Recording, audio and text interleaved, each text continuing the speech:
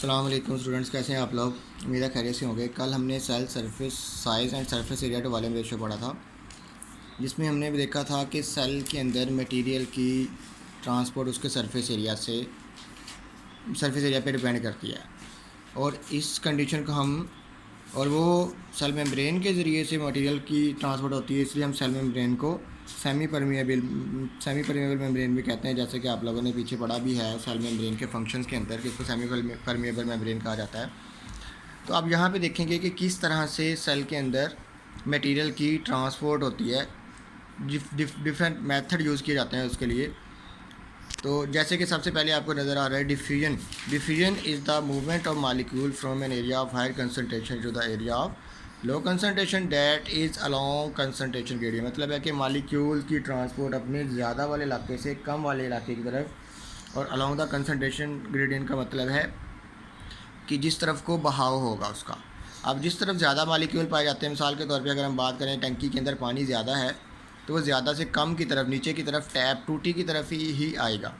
तो इस कंडीशन को हम डिफ्यूजन का नाम देते हैं। बॉडी के अंदर बहुत से ऐसे मॉलिक्यूल्स मौजूद हैं, अगर बाहर मटेरियल ज़्यादा हैं, जैसे कि कार्बन डाइऑक्साइड की मिकदार अगर ज़्यादा है, जैसे यहाँ पे लिखा carbon dioxide oxygen glucose can cross sell membrane by diffusion. तो डिफ्यूजन के ज़रिए से वो ब्लड से निकल के सेल तक जाती है। Gas exchange in gills and lungs occur by this process. जो मछलियों के गिल्स के ज़रिए से गैस एक्सचेंज होती है और लंग्स में जो गैसेस एक्सचेंज होती है वो डिफ्यूजन के प्रोसेस के ज़रिए से होती है across the cell membrane that is the semi permeable membrane. ठीक है। और ये चौंके खुद ब खुद हो रही है, इसमें कोई एनर्जी लगाने की ज़रूरत नहीं पड़ रही है, तो इसलिए इसको पैसिव ट्रांसपोर्ट भी कहा जाता है। मतलब है कि all cell does not expend energy when molecule diffuse across the. मतलब है कि मॉलिक्यूल को एनर्जी नहीं चाहिए होती है, इसलिए वो इसको हम पैसिव ट्रांसपोर्ट कहते हैं। इसी तरह ही अगर बात करेंगे फैसिलिटेटेड डिफ्यूजन की, तो फैसिलिटेटेड डिफ्यूजन के का मतलब है फैसिलिटेट करना, मतलब है हेल्प आउट करना। डिफ्यूजन आपने ऊपर पढ़ा है, मॉलिक्यूल का ज़्यादा से कम की तरफ जाना। तो फैसिलिटेटेड डिफ्यूजन की यहाँ पे डेफिनेशन में अगर आप देखें तो लिखा हुआ है मॉलिक्यूल आर टेकन इनटू और out of the cell with the help of transport protein present in cell membrane. Cell membrane के पास कुछ ट्रांसपोर्ट प्रोटीन पाई जाती हैं। जैसे कि अगर हम यहाँ देखें सेल मेम्ब्रेन का स्ट्रक्चर, तो उसमें आप लोगों ने ये देखा होगा, ये ग्लाइकोप्रोटीन है या ये प्रोटीन है, इनको ट्रांसपोर्ट प्रोटीन कहा जाता है, जिनके ज़रिए से मटेरियल की ट्रांसपोर्ट होती है। क्योंकि यहाँ पे प्रोटीन जो है वो हेल्प आउट कर रही है। मैंने transport protein move a substance from higher to lower concentration, the process is called facilitated. जहाँ पे प्रोटीन जो है वो मॉलिक्यूल को अंदर और बाहर ट्रांसपोर्ट करवा रही है, तो इसलिए हम प्रोटीन की वजह से इसको फैसिलिटेटेड डिफ्यूजन कहते हैं। नॉर्मल डिफ्यूजन की निस्बत जो फैसिलिटेटेड डिफ्यूजन होती है वो ज़्यादा हेल्पफुल होती है, उसका रेट ज़्यादा होता है, मतलब वो जल्दी हो जाती है।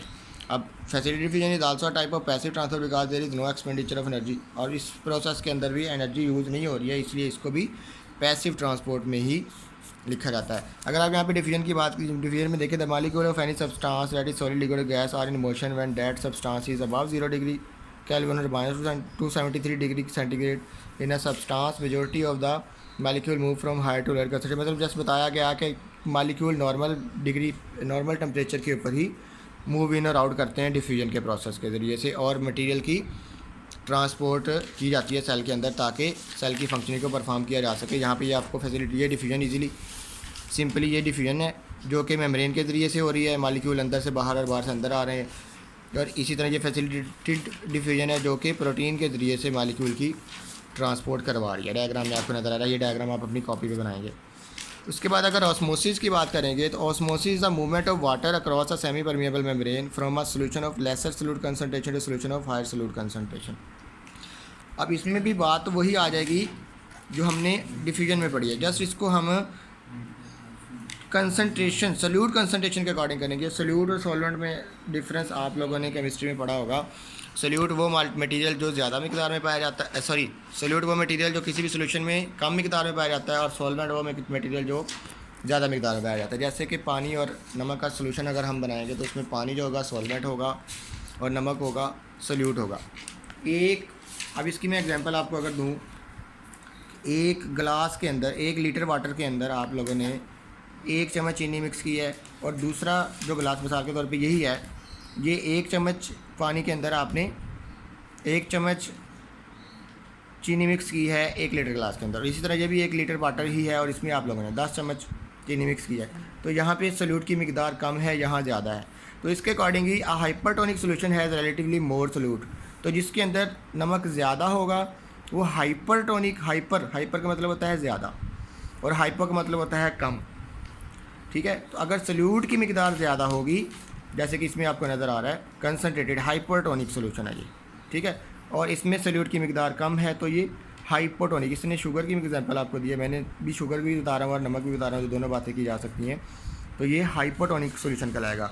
और अगर दोनों के अंदर वाटर और सोल्यूट मतलब पानी और नमक की या चीनी की मिकदार बराबर होगी तो वो आइसोटोनिक मतलब have equal concentration of solutes, मतलब सोल्यूट और सॉल्वेंट की मिकदार बराबर होगी। तो यहाँ पे भी यही होता है कि हमेशा जहाँ पे सोल्यूट ज़्यादा होगा वहाँ से सोल्यूट ज़्यादा है मतलब सॉल्वेंट कम है, तो water molecule move from dilute to concentrated, dilute solution से कंसनट्रेशन मतलब वाटर मालिक्यूल ज़्यादा है तो वो ज़्यादा से कम की तरफ जाएंगे, ठीक है। जहाँ पे वाटर मालिक्यूल ज़्यादा है शुगर कम है, ठीक है, हाइपोटोनिक है, डाइल्यूट हाइपोटोनिक हो जाएगा। अब ये हाइपर है जहाँ पे नमक ज़्यादा है और जहाँ पे पानी कम है, पानी ज़्यादा है सोल्यूट कम है, तो ये यहाँ से यहाँ पहले जाएंगे, ठीक है, डाइल्यूट से कंसनट्रेटेड की तरफ, ठीक हो गया।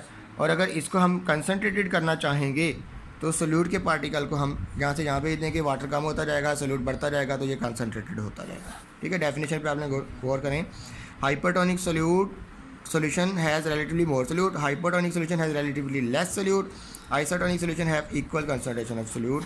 डेफिनेशन में बात करने के osmosis is the movement of water across a semi permeable मतलब सेल मेम्ब्रेन से जहाँ से कुछ पार्टिकल गुजर सकें और कुछ ना गुजर सकें, from a solution of lesser solute, जब सोल्यूट कंसनट्रेशन लेस है इसका मतलब वाटर ज़्यादा है, to a solution of high solute concentration ज़्यादा है तो वाटर कम है, तो लेसर सोल्यूट कंसनट्रेशन का मतलब है सोल्यूट कम मतलब नमक कम और पानी ज़्यादा। जब पानी ज़्यादा होगा तो ऑटोमेटिकली वही बात करेंगे डिफिजन वाली के ज़्यादा से कम की तरफ जाएगा, जस्ट डेफिनेशन का फ़र्क है और सोल्यूट की कंसनट्रेशन के अकॉर्डिंग इसको बताया गया।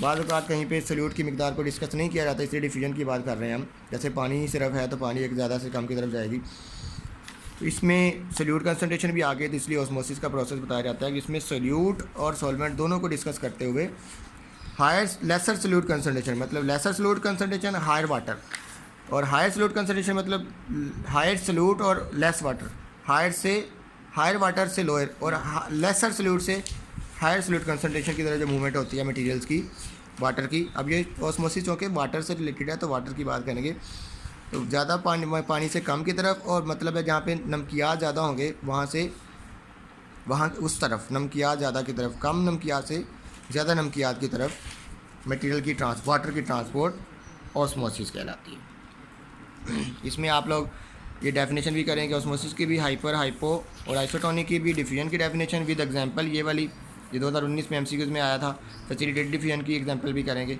ठीक है। अल्लाह हाफ़िज़।